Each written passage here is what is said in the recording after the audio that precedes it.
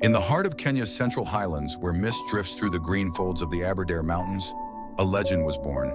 His name was Dedan Kimathi Washuri, and to the colonial authorities of Britain, he was a terrorist, a thorn in the flesh of their empire.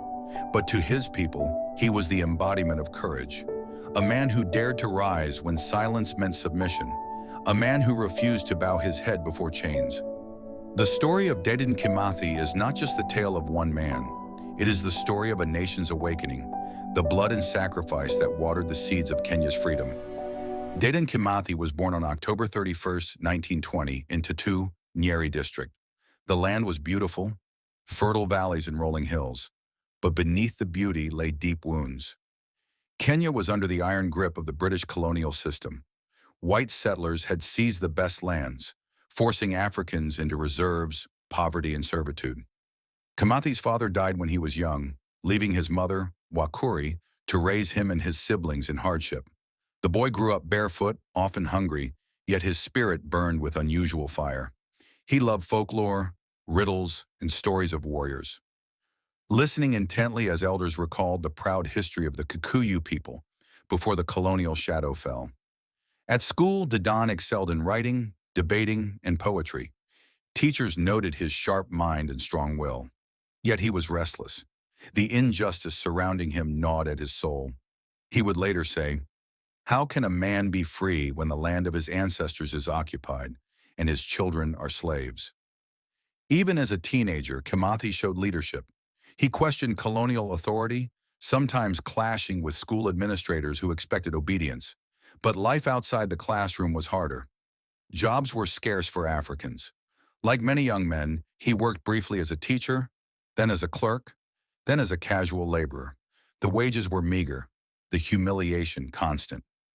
It was in these years that Dedan Kimathi began to seek a path, not just for himself, but for his people. By the late 1930s and 1940s, the winds of resistance were stirring across Africa. In Kenya, the colonial government's policies of forced labor, land alienation, and racial discrimination had bred resentment. The Kikuyu, Embu, and Meru communities suffered most, their fertile lands in the White Highlands taken by settlers. Young men whispered in beer huts and village meetings. Secret oaths were taken, binding them to a cause greater than themselves. Out of these secret movements, the Mau Mau would be born. Dedan Kimathi joined early political associations such as the Kenya African Union, KAU, where he rubbed shoulders with leaders like Jomo Kenyatta. But while KAU pursued petitions and negotiations, Kimathi grew convinced that freedom would not be given. It had to be taken. In the 1950s, he took the Mau Mau oath, swearing loyalty to the struggle, secrecy unto death, and commitment to fight until the white man's power was broken. For Kimathi, there was no turning back. The Mau Mau uprising was not a conventional war. It was a guerrilla movement, waged from the dense forests of the Aberdares and Mount Kenya. Fighters, men and women alike, left their homes to live among trees, caves, and rivers, surviving on roots, wild fruits, and support smuggled by sympathizers. In these forests, Dedan Kimathi rose quickly as a leader. He was disciplined, charismatic, and fearless. He organized fighters into structured units, issued codes of conduct, and enforced discipline against betrayal or theft. Unlike some who descended into banditry, Kimathi insisted that the movement had a moral compass. He was soon appointed field marshal, the highest title in the Mau Mau military structure. From the forest, he directed operations, ambushes, sabotage, raids on settler farms, and daring strikes on colonial loyalists. Kimathi became a symbol of terror to the British, but a hero to the peasants. His presence was legendary, tall with sharp eyes that seemed to pierce through men, often wearing his signature leopard skin jacket, an emblem of defiance. To many villagers, he was not just a man, but a spirit of resistance. By 1952, the colonial government declared a state of emergency. The Mau Mau uprising had shaken the empire. British soldiers, settler militias, and loyalist forces were unleashed with brutal force. Villages were burned, thousands were herded into detention camps, and collective punishments rained down on the Kikuyu population. Yet in the forests, Kimathi and his fighters fought on. Their knowledge of the terrain gave them an edge. Night raids kept settlers in constant fear. Guerrillas sang freedom songs, carrying pangas and homemade guns, whispering oaths under the stars. The British, frustrated by their inability to crush the movement quickly, launched massive military operations. They deployed aircraft, dropped bombs in the forests, and used psychological warfare. Still, Kimathi remained elusive, a ghost haunting the colonial imagination. To the world, news of the Mau Mau spread. The British painted them as savage terrorists, but African voices countered. Were they not simply demanding the return of their land? But every resistance carries the seeds of vulnerability. By 1956, the Mau Mau were weakened.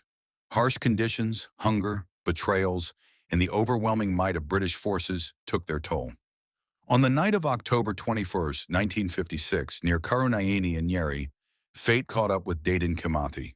Betrayed by informants, he was ambushed by colonial police. In the darkness, a bullet pierced his leg. He fell, clutching his old rifle. The man who had been the lion of the forest was finally captured. The news spread like wildfire. To the British, it was triumph. To the Mau Mau fighters still hiding in caves, it was heartbreak. For many ordinary Kenyans, it was a moment of dread, yet also admiration, for Kimathi had fought until the end. Wounded, Kimathi was taken to Nyeri Hospital under heavy guard. Even in pain, he carried himself with dignity. To the guards, he spoke calmly, refusing to beg. The colonial government quickly set up a trial to make an example of him. The charge was possession of a firearm, a crime punishable by death under emergency laws. Kimathi, however, stood tall, speaking with the fire of a man unbroken. He told the court, "I do not regret fighting for the land of my people."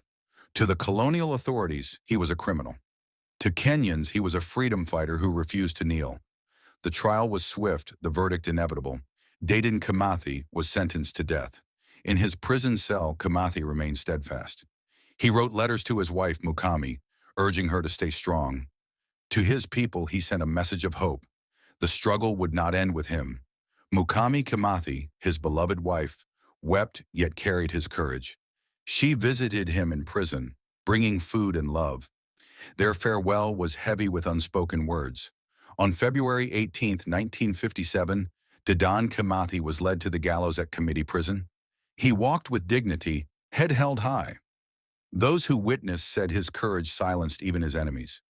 As the rope was placed around his neck, Kimathi whispered a prayer. And then, the lion of the forest was gone. News of his execution spread across Kenya. For the British, it was the end of a rebel. For Kenyans, it was the birth of a martyr.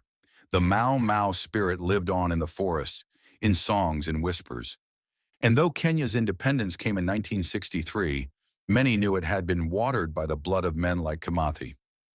Dedan Kimathi's name remained engraved in the heart of the nation. Even today, he is remembered not just as a man who fought with a gun, but as a symbol of defiance, dignity, and the undying thirst for freedom. For more African stories of betrayal and power, subscribe to Shadows of Power Africa.